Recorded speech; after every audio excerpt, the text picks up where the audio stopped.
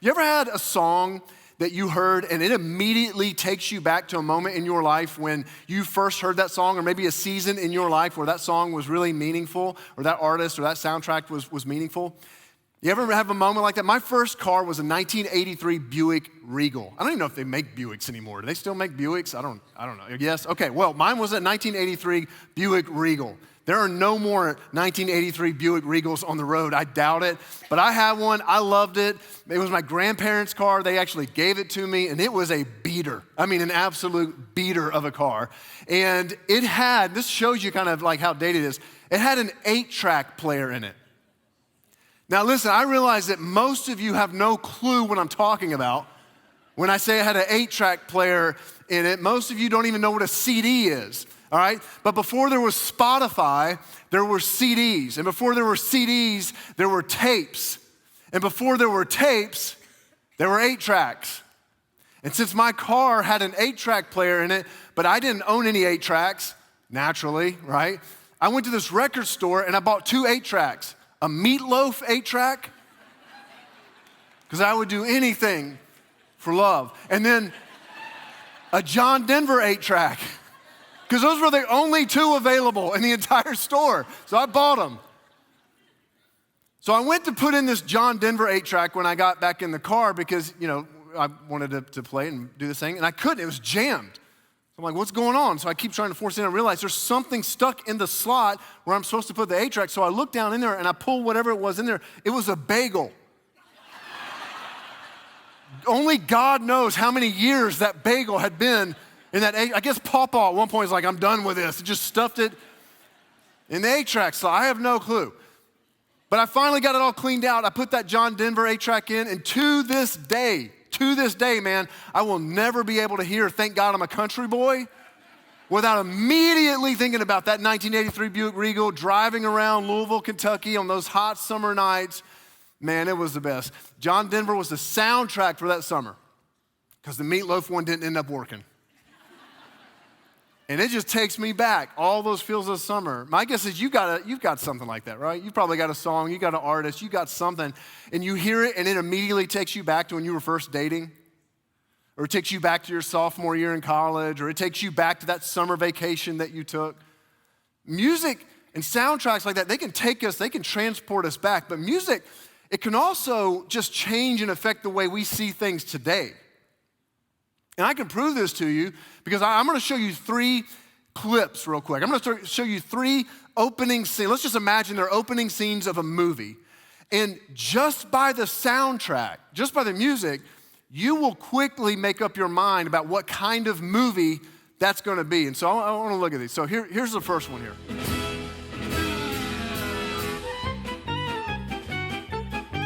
Okay. Now, if you see a movie starting and this is the music that's starting to play over the credits and all that kind of stuff, you're thinking, this is gonna be ridiculously dumb. My kids tricked me into this. This is probably shown on Disney Plus. By the way, did you know that this song, I didn't know this until this week. This song is called Entry of the Gladiators. Probably the only gladiators I could have beat up come out to that song. All right, here's the second one. Take a look at this one.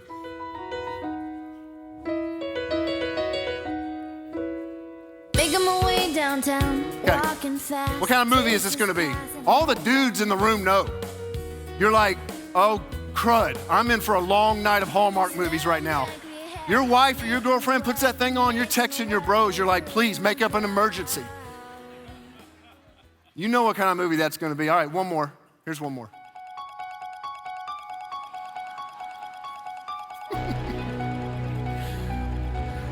What kind of movie is this going to be? You're getting your kids out of the room right about now, right? You're like, let's go, let's get out of this thing. See, here's what's amazing to me. Here's what's amazing to me. The scenery in all 3 of those clips never changed.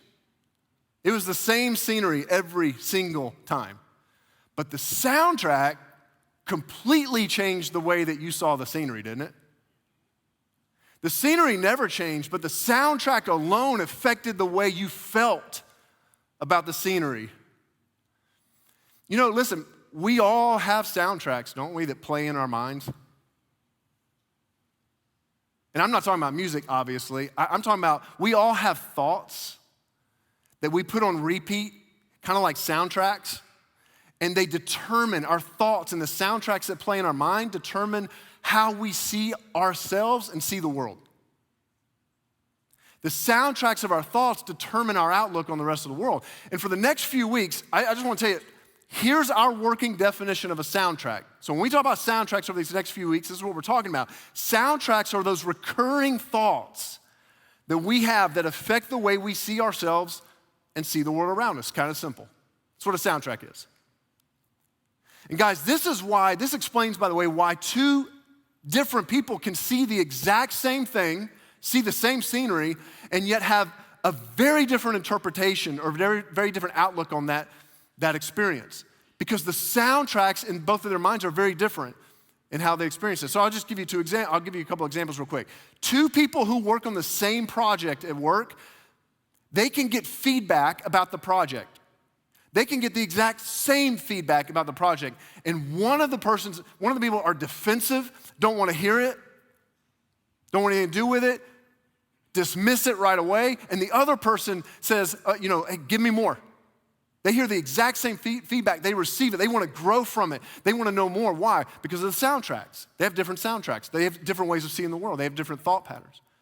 Two people start the week in the same stage of life, making the same amount of money, and one starts the week thinking about all the ways they wish their life was different. And the other starts the week thinking how grateful they are for what they have and excited to bring their best to whatever the week brings. Two different soundtracks.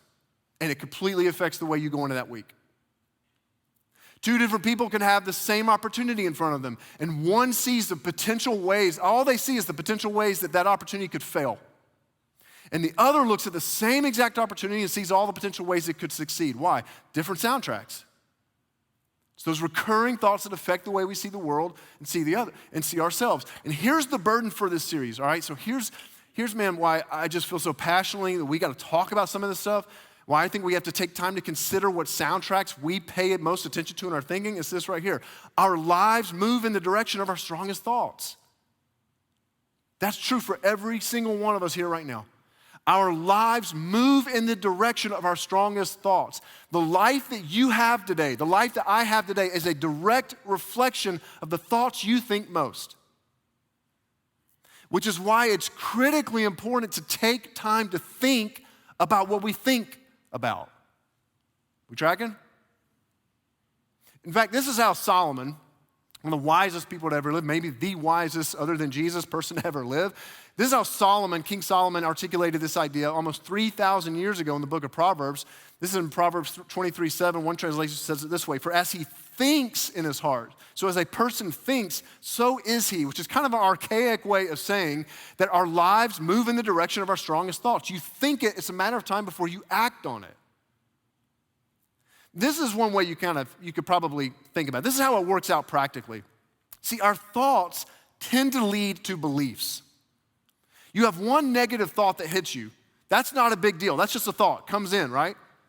It's when it comes back, and then you start turning that negative thought over and over again. You keep focusing on it, and then all of a sudden you take that on as a belief. And then those beliefs, as you keep thinking about those beliefs, and now the things and beliefs, those become identities to who you believe you are now. And identities will always lead to actions because we always live out of a place of who we think we are. And so let me just, again, I'll make this real practical. Here's how it kind of works. If the soundtracks, what it means is if the soundtracks are positive, your thoughts can be your best friend because they can propel you on to new adventures. They can open up new possibilities. They can give you a positive outlook on life. But if your day is spent overthinking broken and negative soundtracks, your thoughts can be your worst enemy because they'll hold you back from ever taking action on all the things you want in life. So here's practically how it plays out. Again, just some examples. You have an opportunity to take on a new project or a promotion at work, and it's going to stretch you. But the opportunity's in front of you, and it's going to stretch you. And a thought hits you. I've failed at things before. It's just a random thought. I've failed at things before, and I could fail if I tried this. It's just a thought kind of related to a specific opportunity. But then it becomes a soundtrack, and it turns into a belief. I've failed at multiple things. I'm always at risk of failing. It's a belief now. It's broader than just a specific opportunity. And that left unchecked then turns into identity. I'm not the kind of person who takes risk on things. I'm not assured will be a success. I don't do that. That's not me. And it leads to an action of saying, no, thank you, I don't want to do that. And you miss out. Or here's another way maybe it could play out. You remember when you trusted that person, like if the thought hits you, man, I trusted that person and they let me down. I got hurt. And you think, man, I could get hurt again if I open up about this right now to this person. You're like, you've got something going on in your life. You don't really want to open up about it because you've been hurt before. And so this thought hits you. You've done that before and you got hurt. And then that turns into a belief. Yeah, you know what? I'm always at risk of being burned if I trust too much. And that belief turns into identity. You know who I am? I'm the kind of person, I protect myself from hurt by never putting myself in need of others. I am fiercely independent. I don't need anyone, which affects actions. You refuse to make yourself vulnerable by asking for anything, all the while inadvertently pushing people away from you who love you most. So those are just two simple little examples, but this is how it works. I mean, our lives always move in the direction of our strongest thoughts. And one of the prayers and hopes that I have for you for this series and for us is to get some clarity around what soundtracks we listen to that are not serving us well and moving us forward in life. Over the course of this series, we're gonna think a lot about how we think. And we're gonna discover that our thinking can change. Your thinking can change, my thinking can change. Our broken soundtracks can be something that we move past with the help of God. And as we keep moving through this series over the next few weeks, we're gonna talk specifically about issues of mental health, specifically on the back half of this series, very real soundtracks of depression, anxiety, fear. We're gonna talk about those and how God can walk with us through those. But these first couple of weeks, this week and next week, I just wanna set the foundation for us. Today in particular, I have one objective, and it's simply to help you and I to understand how do we identify broken soundtracks in our lives. Negative broken soundtracks that might be playing in the background of our thinking. And I want us to discover what broken soundtracks might be present in our own thinking because we will never move past what we don't recognize. Never. We will not defeat what we don't define. We have to define it if we want to move past it. And so we need to define where we're most susceptible to broken soundtracks in our own lives. So to help with that, I want to give you 4 broad categories that broken soundtracks tend to come from. The specifics of your thoughts and my thoughts, they're unique to you, they're unique to me, but in general, they tend to land and fall into one of these 4 areas that fuel broken soundtracks. And as you listen, I want you to think about your own thoughts and which area you're most susceptible to related to broken soundtracks. First one is this. 4 broken soundtracks. First one is this. A lot of our broken soundtracks come in this realm of cynicism. Cynicism. These are the thoughts that you and I have where it's like you're always suspicious. You're just never really trusting. You're always questioning motives. Everyone is out for themselves. Everyone's out to get you, right? It doesn't really matter how much you do. There's always something or something working against you. That's cynicism. Someone offers to help you. This is cynicism. Someone offers to help you on something, and your first thought is, I wonder what they want out of this. What are they gonna want? What are they gonna ask for on the back end? That's cynicism. That's a soundtrack. And internally, here's the thing. Internally, many people who have the broken soundtrack of cynicism struggle with living at peace with themselves.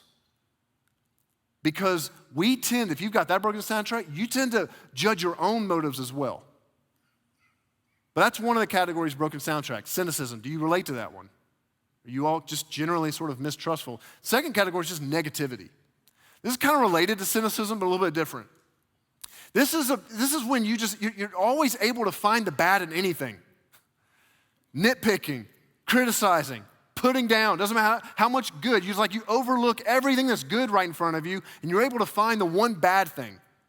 You guys remember in Christmas Vacation when Clark Griswold lights up the entire house? I mean, the entire thing is lit. It's beautiful. It's gorgeous. He's been working on this thing for days, and he's got this thing lit up. He's got his whole family out there looking at this, the lights on the house, and everybody's going down the line of saying how much they love it. They love it. They love it. And then they get to his father-in-law, and he goes, those little lights aren't twinkling. Yeah, thank you. Debbie Downer, right? See it, right? Like it's the one negative. Out of all the good things, you find the one bad thing. Negativity thinking, right? Negative thinking, that's assuming the worst possible outcome. The kids are late, there must have been an accident. You're always worried. It's like the most negative thing. My friend didn't respond. I saw the bubbles light up. I know they saw my text. They must be mad at me. It's always the worst case scenario. And inwardly, the way that negativity soundtracks sound is, I'm so statements. I'm so stupid. I'm so fat. I'm such a disappointment. I'm such a failure. My personality must drive people crazy. You relate to those soundtracks? That's the second bucket. Third bucket that broken soundtracks tend to live in is just absolutism. I just put the ism because it needed to kind of match up with the there. So absolutism. You know what this is? This is all or nothing thinking. Black and white. Well, she never. Well, he always. It's like these absolute statements. See, this soundtrack categorizes your thinking about whole groups of people and lumps them all in together. One of the things, by the way, in my home that I just always have my antenna up for, like I don't allow this to happen. No one is allowed to make these all-inclusive comments about other people in my home. Like I'm always listening for it. So if I hear, well, you know how men are always, I'll be like, nah, stop. Men? Well, I'm a man, so are you describing me? Well, no, not you, Dad. No. Well, then you can't say men. Well, you know how all women, they're all women. No, Matt, Mom? You talking about your sister? You talking about well, no. Well, then you can't say that. Well, you know how rich people are always, no. You know how poor people are always, no. Well, you know Republicans are all, no. You know how Democrats are, no. It don't work like that. That's absolute thinking. That's a soundtrack. That's a negative soundtrack. It's broken. And the way that this absolutism kind of works itself inwardly on your own personal life is this is where you find yourself saying things like, my life will always be this way. Again, you're using these huge sweeping statements. My life will always be like this. I can't do anything right. I should have all the answers. I'll never amount to anything. There's two in that one. Last one is this. It's just victimhood. Broken soundtracks, they come in all four of these buckets, but this victimhood one, you know what this one sounds like? This sounds like blaming. This sounds like blaming. You ever find yourself thinking well, if it wasn't for my boss, I'd be way further along in my career.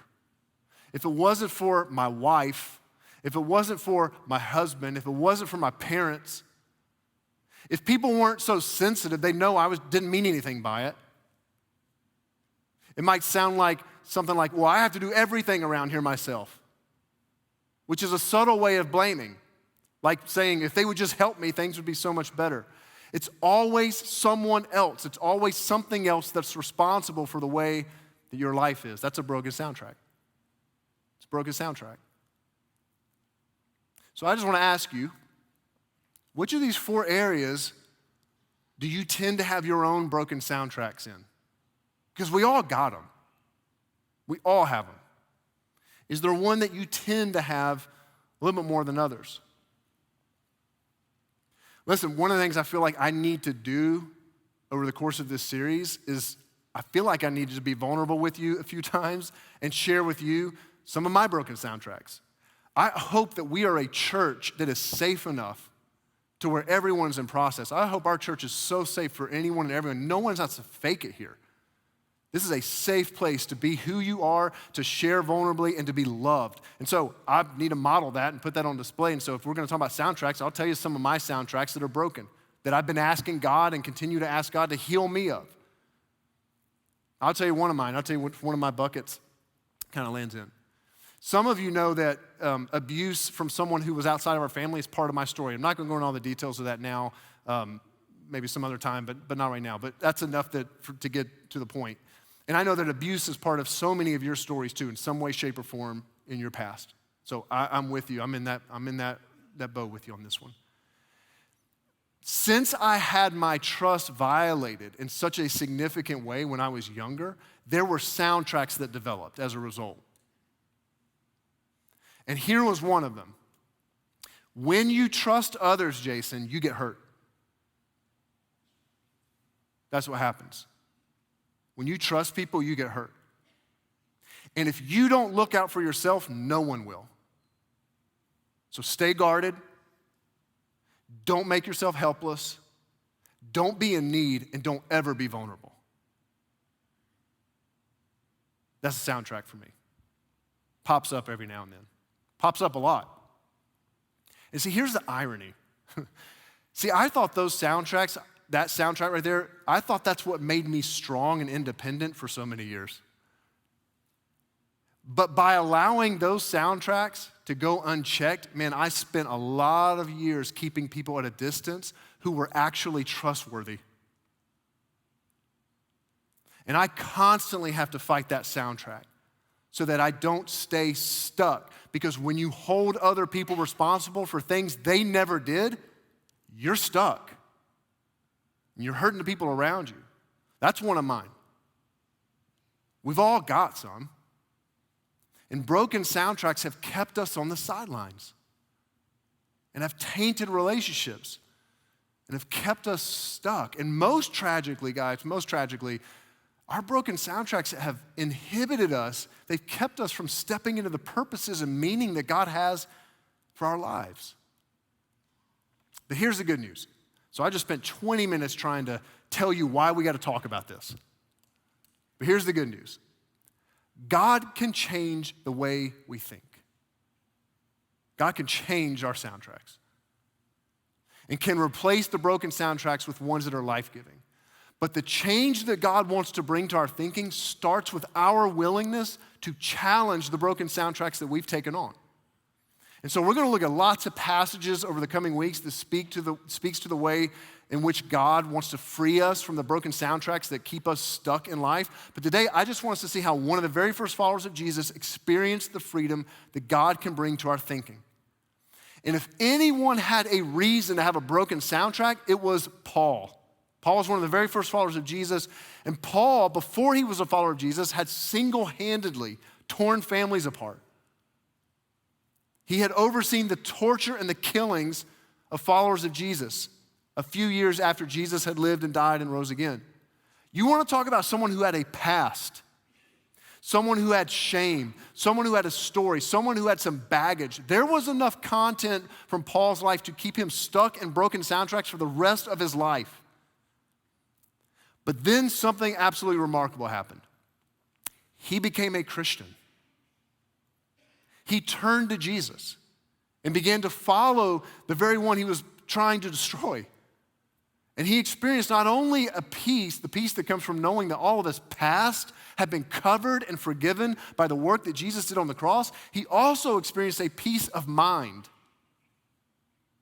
in his thoughts, in his thinking, in the broken soundtracks that played. I want you to listen to how Paul talks about this in a letter that he wrote to followers of Jesus living in the city of Philippi. This is what Paul said at one point. He says, don't worry about anything. I know your mind, right? We're going to talk about racing thoughts and all that. He says, don't worry about anything. Instead, pray about everything. Tell God what you need and thank him for what he's done. He goes on to say, then if you do that, you'll experience God's peace, which exceeds anything we can understand. Do you want that kind of peace? I do. He says his peace will guard your hearts and what? Minds. Your thinking.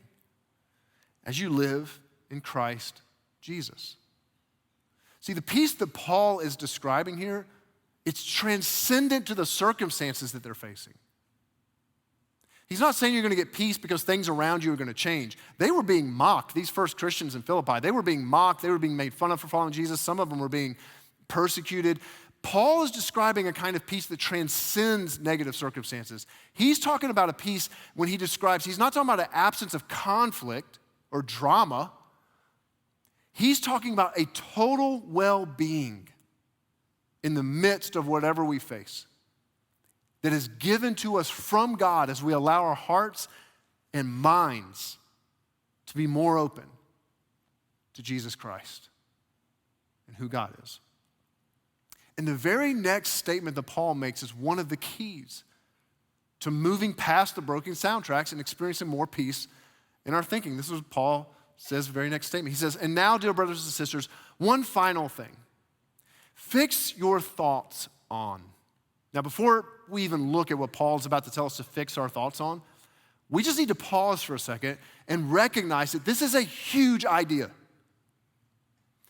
The idea here is that there's the truth and reality that you and I, we get to choose what we fix our thoughts on. You get to choose what you think about. I get to choose what I think about. We don't get a choice over every single thought that pops into our mind. But we do get to choose what we fix our thoughts on, what we keep thinking about, what we allow our minds to turn over again and again. See, one of the lies I hope we let go of over the course of this series is that our broken soundtracks just happen to us. That's a lie.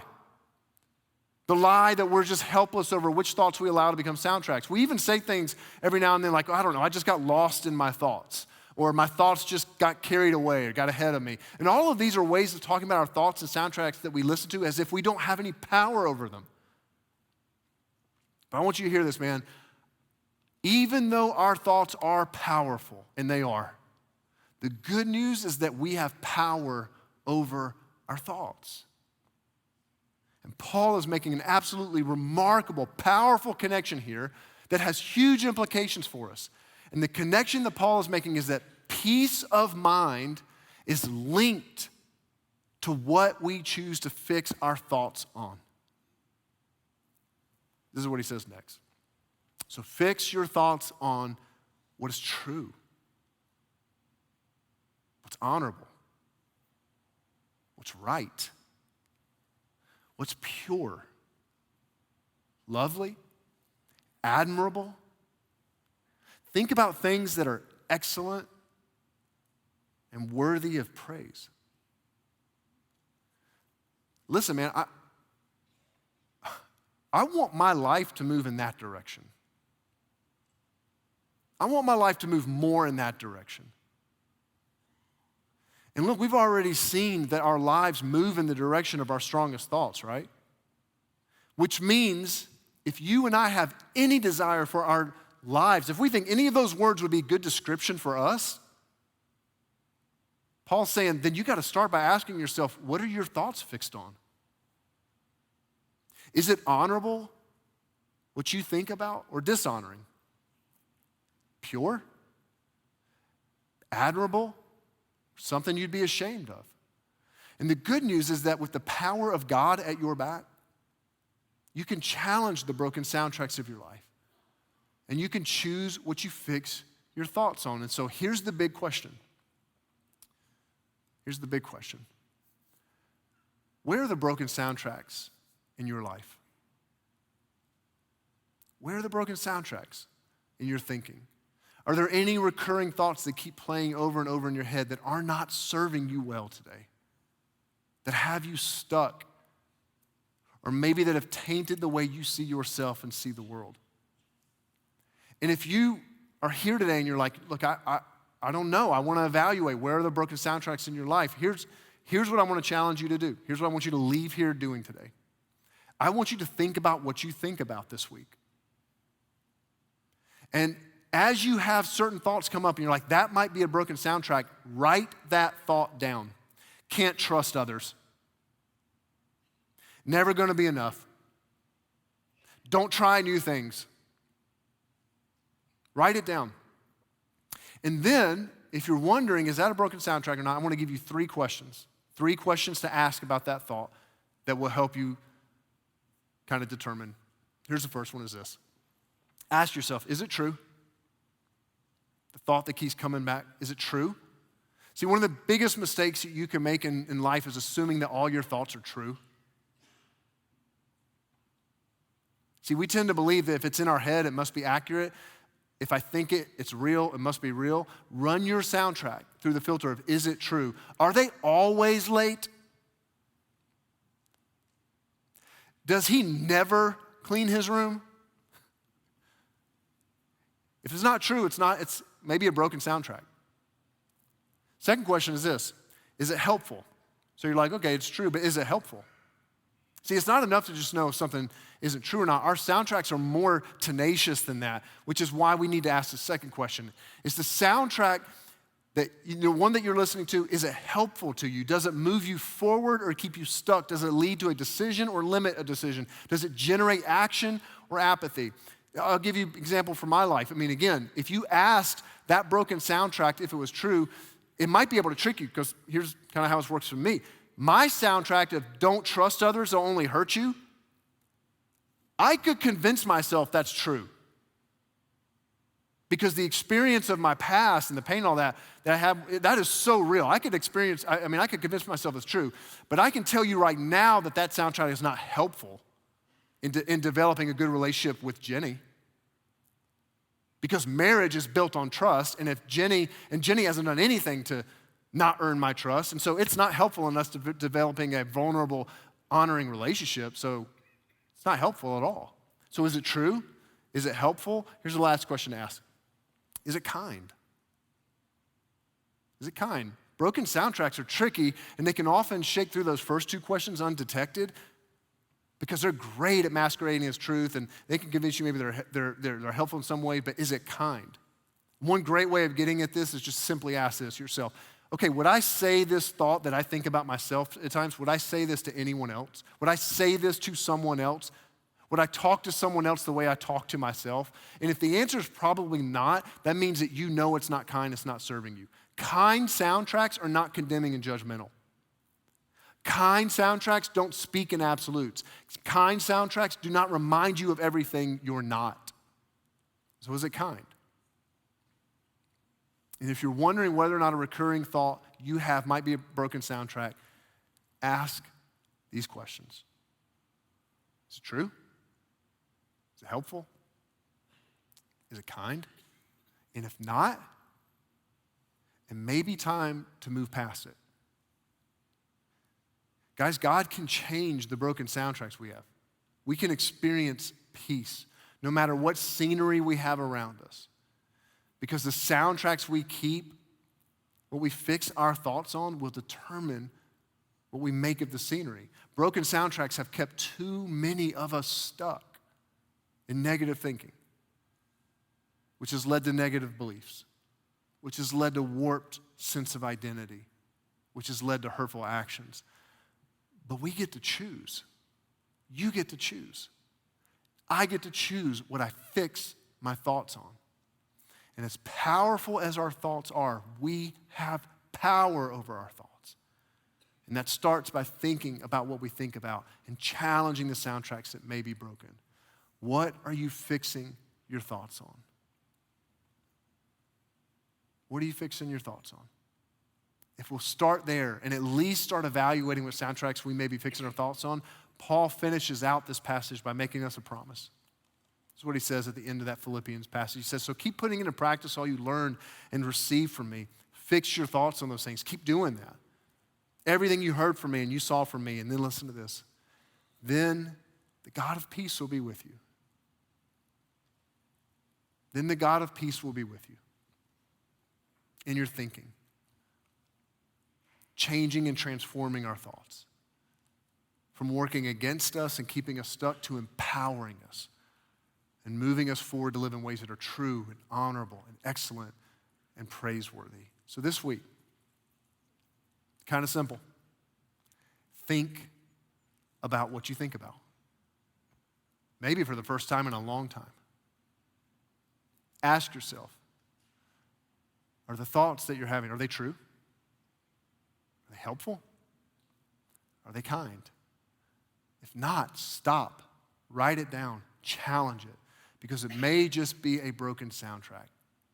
And then fix your thoughts on what is true and honorable, excellent, right, and pure. I want to pray for us. Would you just pray with me? God, we are so grateful that you speak into every area of our life. We're so grateful, God, that you have chosen in your infinite wisdom to speak into even how we think about things. I pray, God, that this week, my guess is there are people here right now. I know it. I know, God, that there's people here right now who we are stuck in broken soundtracks, in negative loops, cynical thoughts, absolute thinking. victim mentality. And it's kept some of us stuck. God, I pray for freedom. I pray that you would free those of us who are stuck in these negative and broken soundtracks to move forward. That you would give us a peace of mind.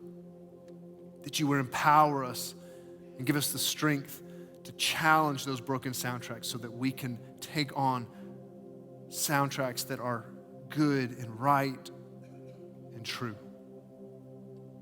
So give us that peace of mind, Jesus. And we're going to give you the glory for it. We pray this in your name. Amen.